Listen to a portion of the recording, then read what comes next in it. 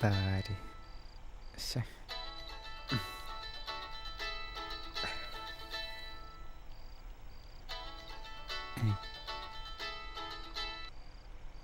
ആറിനു പറയ്. എവിടാണ്? എന്താ പരിപാടി? എന്ത് പരിപാടി? ഞാൻ ദേ കിടന്നു. ഹേ, അല്ല, നീ ഇന്നലെ പരിപാടി കഴിഞ്ഞപ്പോ പോയി? ഞാൻ ഇന്നലെ ഉച്ചയായപ്പോ തന്നെ ഇറങ്ങി. നീ ഇന്നലെ റിസപ്ഷൻ കഴിഞ്ഞപ്പോ തന്നെ പോയല്ലേ? എന്ത് പരിപാടിയാടാ? ആടി പോന്നു, പണിയുള്ളതല്ലേ. ഞാൻ നിന്നെ അവിടെ എവിടൊക്കെ നോക്കിന്നറിയോ? എത്ര ആൾക്ക് ശേഷം നമ്മള് കാണുന്നത്? ഒന്നും മിണ്ടാൻ പോലും പറ്റില്ല. എന്ത് സാധനാടാ? ടൈം ഉണ്ടല്ലോ, നീ പോകുന്നതിന്റെ മുന്നേ നമുക്ക് എന്തായാലും കാണാം. ഇന്നിനിപ്പോ വേറെ പരിപാടിയൊന്നും ഇല്ലല്ലോ? ചുമ്മാ ഫോൺ നോക്കിക്കൊണ്ടിരിക്കല്ലേ നീ? ഞാൻ ഓൾറെഡി കിടന്നടി. ഇത്ര നേരത്തെ കിടക്കേ? നീയോ? 11 മണിയല്ലേ ആയുള്ളൂ. ഞാൻ നേരത്തെ ഇപ്പൊ കിടക്കും. ഇപ്പം ലേറ്റ് നൈറ്റ് അങ്ങനെ നിക്കാറില്ല. ഒടുക്കത്തെ ചേഞ്ച് ആണല്ലോടാ മോനെ നിനക്ക്. കുട്ടിപ്പോ പഴയ പോലെ ഒന്നും അല്ല, ഒരുപാട് മാറിപ്പോയിരിക്കണം. എടാ നമുക്കേ ഇന്നത്തെ പരിപാടി ഒന്ന് മാറ്റി പിടിച്ചാലോ? മാറ്റി പിടിക്കാനോ? എന്ത്? ആണേ, ഒരു ചൂട് ചായ കുടിക്കുന്നതിനെ പറ്റി എന്താ അഭിപ്രായം? ഈ പാതിരാത്രിക്കോ? നീ ഒന്ന് പോയിക്കേ. 11 മണിയല്ലേ ആയുള്ളൂ. നമ്മളെ ബീച്ച് റോഡുള്ള അബൂക്കാന്റെ ഷോപ്പ് പോയിണ്ടെങ്കിലേ നല്ല ചൂടുള്ള പുട്ടും ബീഫും കിട്ടും. രണ്ടും കൂടെ ഒരു പിടി പിടിച്ചാണ്ടല്ലോ എന്റെ മോനാ. മനുഷ്യൻ ഇവിടെ ഒന്നാമതേ ഇന്ന് പട്ടിണിയാ. അതിന്റെ ഇടയ്ക്ക് പുട്ടിന്റെയും ബീഫിന്റെയും കഥ പറഞ്ഞിട്ട് എന്നെ കൊതിപ്പിക്കല്ലോ. അതെന്താടാ, നിനക്ക് ആന്റി വീട്ടിലൊന്നും തിന്നാൻ തന്നില്ലേ? അതല്ലടി, ഇന്ന് കറിയൊരു സുഖം ഉണ്ടായിരുന്നില്ല, ഞാൻ പിന്നെ കഴിച്ചില്ല. അത് കലക്കി. അപ്പൊ സെറ്റ്. വേറെ ഒന്നും ആലോചിക്കണ്ട. ബാ എണീച്ചോ, പോ. ഇനിയിപ്പോ പോണോ? തണുപ്പ് എടാ തെണ്ടി, ഇറങ്ങി വാടാ താഴത്തേക്ക്. താഴേക്കോ? അവന്റെ ഒരു തണുപ്പ് മഴ കുറെ നേരം. താഴെയോ? എവിടെ? എടാ കണ്ടവന്റെ പറമ്പിലോട്ട് നോക്കടാ, ഇവിടേക്ക് നോക്കടാ, ലെഫ്റ്റ്. എവിടെ? പോട്ടാ ഇവിടെ ഇവിടെ നോക്കടാ. അത് ശരി, അപ്പൊ ഇവിടെ നിന്നിട്ടാണല്ലേ ഈ ഡയലോഗ് മൊത്തം അടിച്ചേ. കൊള്ളാം. ഇറങ്ങി വാടാ കൊരങ്ങ. വായ നോക്കി കഥ ഇറങ്ങി വരതേ. വരുന്നു, കാണിച്ചു കേട്ടോ. കർത്താവേ, ഇവിടെ നിന്ന് വീണാരൊക്കെ കാണൂ. ഇവളിത് പാതിരാത്രി എവിടെയാണ് ഈ പുട്ടും ബീഫും? എന്തായാലും പോയി നോക്കാം. ഇവനിത് എവിടാണ്? ഉപ്പങ്ങാനും ഇതിനിപ്പോ പോയി വന്ന് ഞാൻ എപ്പോ കിടന്നുറങ്ങാനാ? ഇവളുടെ ഒരു കാര്യം.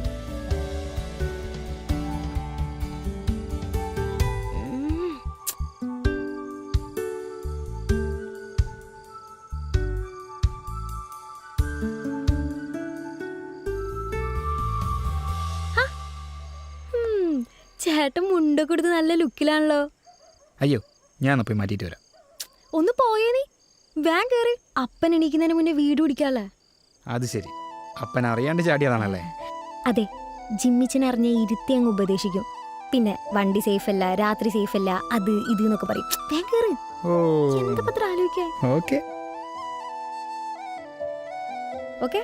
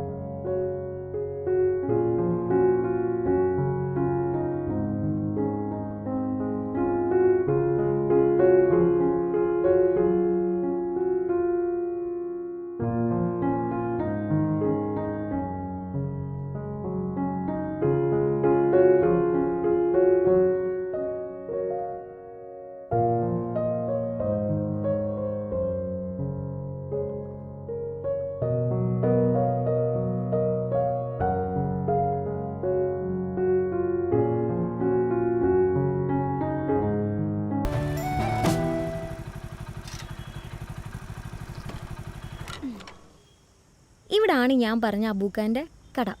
എവിടെ? കുറച്ചും കൂടെ നടക്കാണ്ട്. ഒരുപാടുണ്ടോ? ഏയ് കുറച്ചോളൂ, നീ വാ. ഇടി കുറച്ചല്ലേ നടക്കാനുള്ളൂ. ഹാടാ, നീ വാ. ഓക്കെ. നിനക്ക് നന്നായി വിശക്കുന്നുണ്ടല്ലേ? അത് കുഴപ്പമില്ല.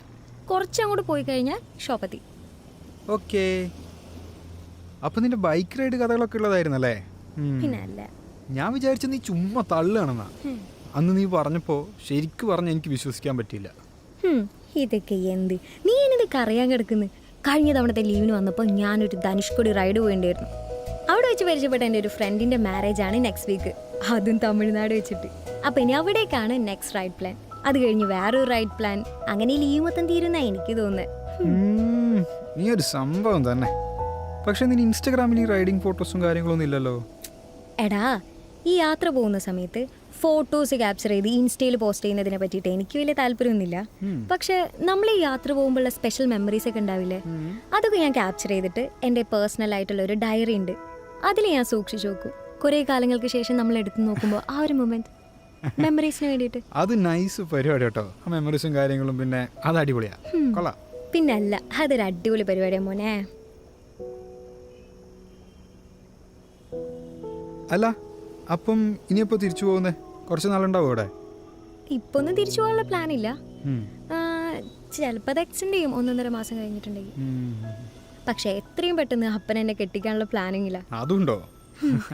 അതിൽ നിന്ന് എസ്കേപ്പ് ആവാം ഈ ട്രിപ്സ് കൊണ്ട്. ഓ, അപ്പൊ വീട്ടുകാരെ പറ്റിച്ചോണ്ടുള്ള മുങ്ങി നടക്കലാണല്ലേ? കൊള്ളാം, നല്ല പരിപാടി.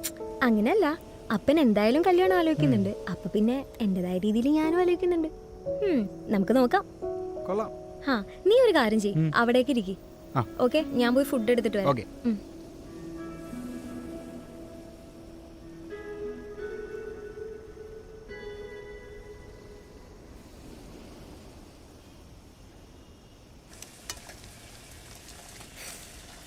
അബൂക്ക, പതി കൊടുത്തോ. ഓക്കെ. അമ്മതോ ചമ്മന്തിയിലേ.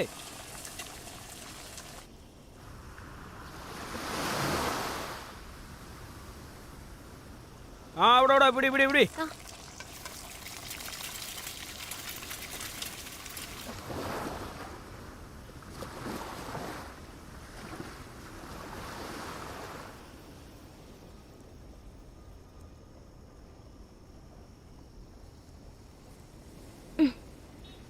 ഇതാണ് അബൂക്ക സ്പെഷ്യൽ പൊറോട്ടയും ബീഫും.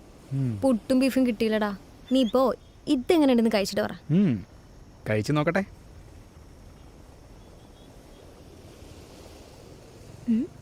എങ്ങനെയുണ്ട്? അതാണ്. പറ, എങ്ങനെയുണ്ട് നിന്റെ പരിപാടീസ് ഒക്കെ? ജോലിക്ക് എങ്ങനെ പോണു? സത്യം പറഞ്ഞ മടുപ്പാ. ഓഫീസ് വീട്, വീട് ഓഫീസ്, ഈ ഒരു ലൂപ്പിൽപ്പെട്ട് കിടക്കുക. നീ പറഞ്ഞ പോലെ എവിടെയെങ്കിലുമൊക്കെ ട്രിപ്പ് പോകണം. പക്ഷേ ലീവ് കിട്ടില്ല, കയ്യിലാണെങ്കിൽ ക്യാഷും ഇല്ല. എടാ, ട്രിപ്പൊക്കെ നിങ്ങൾക്ക് പോകണമെന്നുണ്ടെങ്കിൽ പോ. സേവിങ്സ് ഒക്കെ ആയി ട്രിപ്പൊക്കെ പോവാന്ന് വെച്ചാൽ അത് നടക്കില്ല. പോണം. എടാ, നിങ്ങൾക്ക് അബ്രോഡ് പോകാൻ വല്ല പ്ലാനുണ്ടോ? ഏയ്, എനിക്ക് അതിനോട് വലിയ താല്പര്യമില്ല.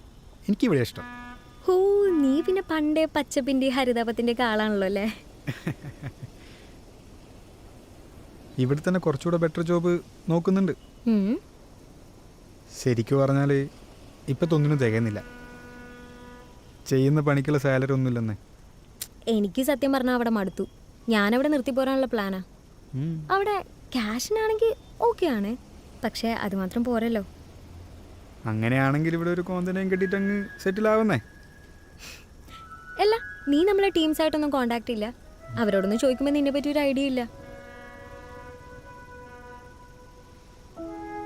കല്യാണത്തിനൊക്കെ പോകുമ്പോൾ കാണുന്നല്ലാതെ ആരും വെച്ചും വലിയ കോണ്ടാക്ട് ഇല്ലടി. എന്തോ അവരെ എനിക്ക് അത്ര വലിയ കണക്റ്റ് ആവാത്തത് കൊണ്ടാവാം. പിന്നെ അവർ കൂടുമ്പോൾ പറയുന്ന തമാശകൾ അത്ര വലിയ സുഖമുള്ള കാര്യങ്ങളൊന്നുമല്ല. മറ്റുള്ളവരെ ഹേർട്ട് ചെയ്യുന്ന രീതിയിലുള്ള തമാശകളാണ് അവിടെ ഉണ്ടാകുന്നത്. എനിക്കത് വലിയ താല്പര്യമില്ല.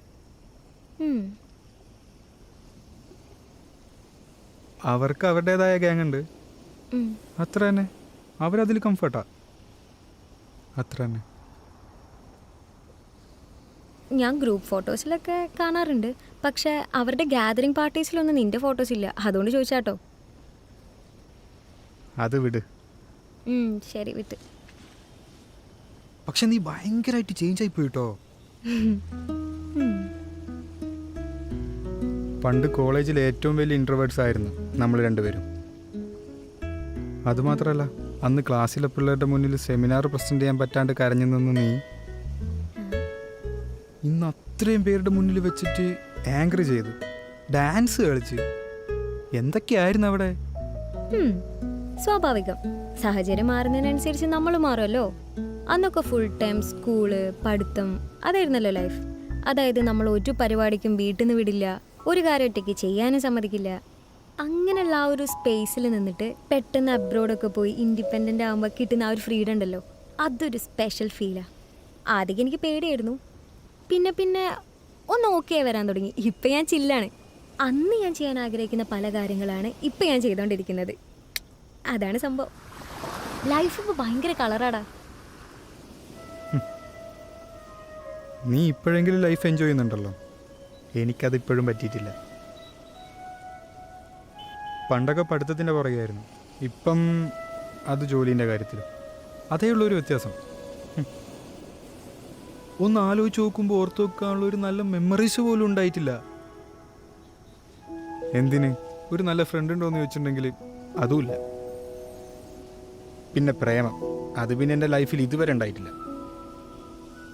അതെങ്ങനെയാ? ഒരു പെണ്ണിനെ കാണുമ്പം എനിക്കാണെങ്കിൽ ഒട്ടും കോൺഫിഡൻസ് ഉണ്ടാവില്ല. അന്നത്തേന്ന് പറയുമ്പം എൻ്റെ തടിയും കാര്യങ്ങളും മെയിൻ പ്രശ്നമായിരുന്നല്ലോ. സത്യം പറഞ്ഞാൽ എനിക്ക് നിന്നെ കണ്ടപ്പോൾ തീരെ മനസ്സിലായില്ല കേട്ടോ. നിന്റെ ലുക്കൊക്കെ ആകെ ചേഞ്ച് ആടാ. പക്ഷെ എനിക്ക് നിന്റെ പണ്ടത്തെ ലുക്കായിരുന്നു കേട്ടോ ഇഷ്ടം. ഭയങ്കര ക്യൂട്ടായിരുന്നു അത്. അറിയാം, നിന്റെ മെയിൻ പരിപാടി എൻ്റെ കവിളിൽ പിടിച്ച് നുള്ളലായിരുന്നല്ലോ. പോടാ. പിന്നെ നിനക്ക് പ്രേമിക്കാനാണെങ്കിൽ ഇനിയും ടൈം ഉണ്ട് കേട്ടോ. അതോർത്ത് നീ പേടിക്കണ്ട. നീ ഇപ്പൊ ഭയങ്കര ലുക്കായണ്ടടാ. ആ, പക്ഷെ ഒരു പെണ്ണിനോട് സംസാരിക്കാനുള്ള എനിക്ക് പറ്റണ്ടേ? ഇപ്പോഴും അതിനൊരു മടിയാ. കുറച്ചെങ്കിലും എനിക്ക് ഫ്രീ ആയിട്ട് സംസാരിക്കാൻ പറ്റുന്നത് നിന്റെ അടുത്താ. ഹാ, എനിക്ക് കോളേജ് ടൈമിൽ ഒരു ക്രഷൊക്കെ ഉണ്ടായിരുന്നു. പക്ഷെ അതിനെ പ്രേമെന്ന് പറയാൻ പറ്റുമെന്നൊന്നും എനിക്കറിയില്ല. പക്ഷെ ഇപ്പം എനിക്ക് ഉറപ്പിച്ചു പറയാം, അതൊരു സ്പെഷ്യൽ ഫീലിംഗ് ആയിരുന്നു. നിനക്കങ്ങനത്തെ വികാരങ്ങളൊക്കെ ഉണ്ട്? എന്താ, എനിക്ക് പ്രേമിച്ചൂടെ? അതല്ല, ഇനി നമ്മുടെ കൂട്ടത്തിൽ ആരെങ്കിലും ആയിരുന്നോ? അതെനിക്ക് മാത്രമേ അറിയൂ. അവൻ എന്നെക്കാൾ വലിയൊരു ഇൻട്രോവേർട്ട് ആയിരുന്നു. പിന്നെ ഞാനെന്നെങ്ങാനും അവൻ്റെ അടുത്ത് എൻ്റെ ഇഷ്ടം പറഞ്ഞിരുന്നെങ്കിൽ അവൻ്റെ സ്വഭാവം വെച്ച് അവൻ അന്ന് എന്നെ വീട്ടിൽ പോയിട്ട് അവൻ്റെ അമ്മേനോട് പറയും. എന്ത് ചെയ്യാനാ? അല്ല, നീ ഇതാരെ പറ്റിയാ പറയുന്നേ? അതൊക്കെ ഉണ്ട്. അവന് വേറെ റിലേഷൻഷിപ്പ് ഒന്നും ആയിട്ടില്ലെങ്കിൽ നിനക്കിപ്പോ തന്നെ പോയി പറഞ്ഞൂടെ? പറയണം. പക്ഷേ അവനൊന്നുകൂടെ ഒന്ന് സെറ്റാക്കി എടുക്കാനുണ്ട്.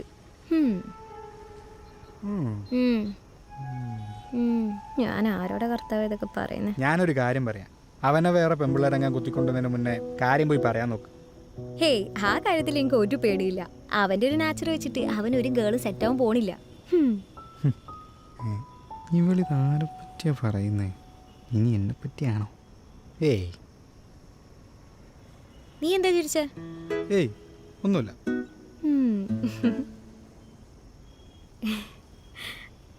അല്ല, നീ എന്തിനു ചിരിച്ചേ? ഒന്നില്ല. നീ എന്ത് ചെയ്ത് നോക്കിക്കാതെ വേഗം ഭക്ഷണം കഴിച്ചേ? അല്ല, അപ്പൻ എഴുന്നേക്കുന്നതിന്റെ മുന്നേ വീട്ടിൽ ചെല്ലണമെന്നായിരുന്നില്ലേ പറഞ്ഞേ? നമുക്ക് പോണ്ടേ? അയ്യോ, ലേറ്റായി. സംസാരിച്ചിരുന്നിട്ട് സമയം പോയത് അറിഞ്ഞില്ല. ബാ പോവാ. അപ്പൻ എന്നെ വീട്ടിൽ നിന്ന് പുറത്താക്കല്ല എൻ്റെ കർത്താവേ. അങ്ങനെ നമ്മൾ വീടെത്തി. ഇറങ്ങിക്കോ. അപ്പൊ ഓക്കേ, ശരി, ബൈ. ബൈ. കർത്താവ് ഇതെന്താ പോവാത്ത? തിരിഞ്ഞ് പോട്ടെ. അപ്പൊ ബൈ.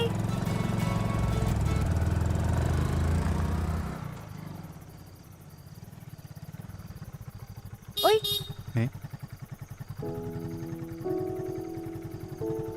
നീ ഇതുവരെ പോയില്ലേ? നാളെ റെയിൽവേ പാലത്തിന്റെ അടിയിൽ ഷെഫിക്കാന്റെ കട ഉണ്ട്. അവിടെ നല്ല പുട്ടും ബീഫും കിട്ടും. നാളെ പോയാലോ? ആലോചിക്കാം. അപ്പൊ ഓക്കെ, ബൈ. ബൈ. ഇപ്പളി തന്നെയും കൊണ്ടേ പോകുന്നു. സമയമുണ്ടല്ലോ, നോക്കാം.